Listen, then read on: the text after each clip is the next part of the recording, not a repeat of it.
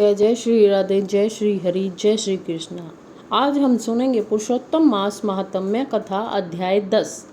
नारद जी बोले, हे तपोनिधे, परम क्रोधी दुर्वासा मुनि ने विचार करके उस कन्या से क्या उपदेश दिया, सो आप मुझे बताइए।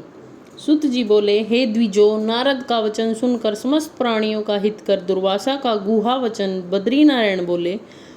श्री नारायण बोले, हे नारद, मेधावी ऋषि की कन्या के दुख को दूर करने के लिए दुर्वासा ऋषि ने जो कहा वह सुनो। दुर्वासा ऋषि बोले, हे सुंदरी, गुप्त से भी गुप्त उपाय मैं तुझे कहता हूँ।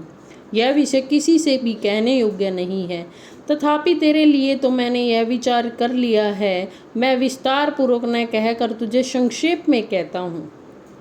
हे सुभगे, इस मास से तीसरा मास जो आएगा वह पुरुषोत्तम मास है। इस मास में तीर्थ में स्नान कर मनुष्य भ्रूण हत्या से छूट जाता है। हे सुंदरी, कार्तिक आदि 12 मास में इस पुरुषोत्तम मास के बराबर कोई मास नहीं है। जितने मास तथा पक्ष और पर्व हैं वे सब पुरुषोत्तम मास की 16वीं कला के बराबर भी नहीं है। वेदोक्त साधन और जो परम पद प्राप्ति के साधन हैं वे भी इस मास की 16वीं कला के बराबर नहीं है। 12,000 वर्ष गंगा स्नान करने से जो फल मिलता है और सिंहस्थ गुरु में गोदावरी पर एक बार स्नान करने से जो फल मिलता है, हे सुंदरी, वही फल पुरुषोत्तम मास में किसी भी तीर्थ पर एक बार स्नान करने से प्राप्त हो जाता है। हे बाले, यह मास श्री कृष्ण का अत्यंत प्रिय है और नाम से ही यह भगवान का स्मारक है।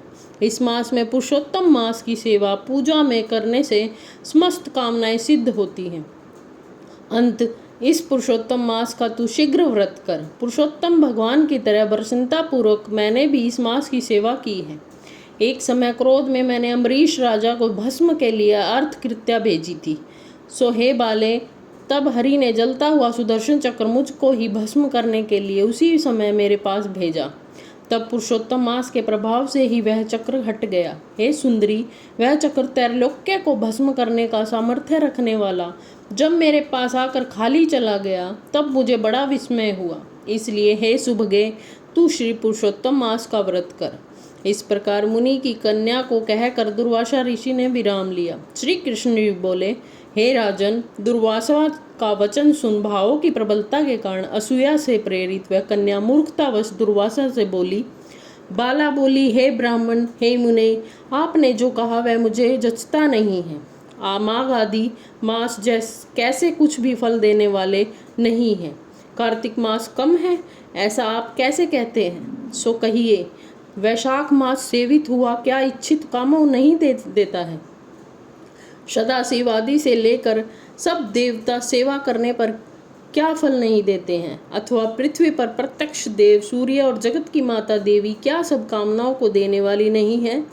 श्री गणेश क्या सेवा पाकर इच्छित वर नहीं देते हैं?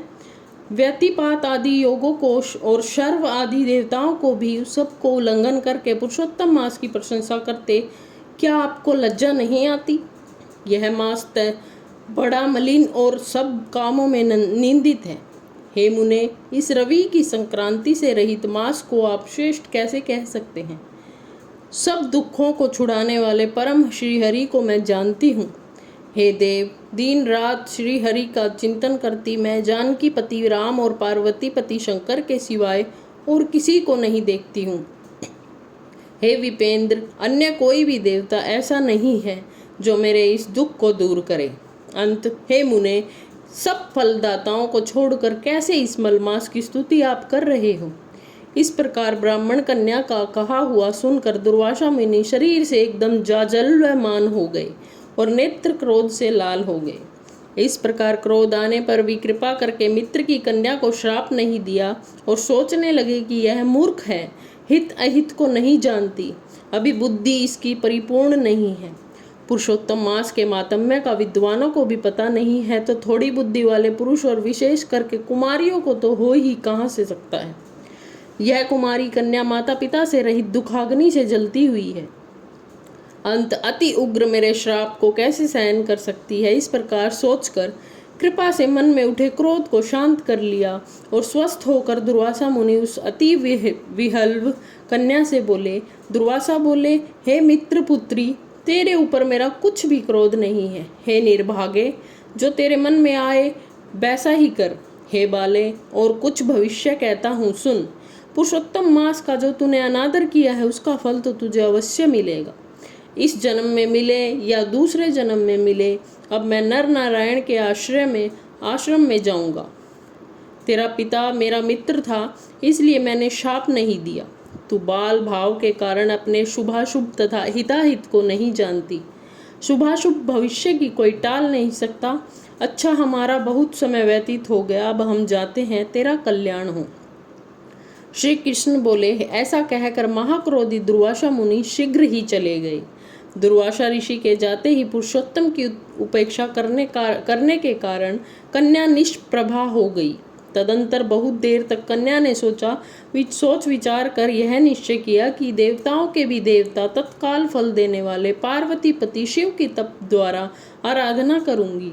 हे नृप, मेधावी ऋषि की कन्या ने मन से इस प्रकार निश्चय करके अपने आश्रम में ही रहकर भगवान शंकर की कठिन तपस्या करने को तैयार हो गई। सुत जी बोले। बहुत फलों के दाता लक्ष्मीपति को और वैसे ही सवित्री पति ब्रह्मा को छोड़कर एवं दुर्वासा के प्रबल वचन की निंदा कर वह ऋषि कन्या अपने आश्रम में ही अंधक को मारने वाले शंकर की सेवा में लग गई। इति श्री ब्रह्मनारदीय पुरुषोत्तम मास महात्म्य 10वां अध्याय समाप्तम। जय जय श्री हरि, जय श्रीमन्नारायण।